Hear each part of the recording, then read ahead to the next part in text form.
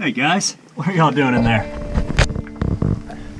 Well, we're wrapping up day 4 out here on our waterfall project, and I think that y'all would like to kind of see what we got going on.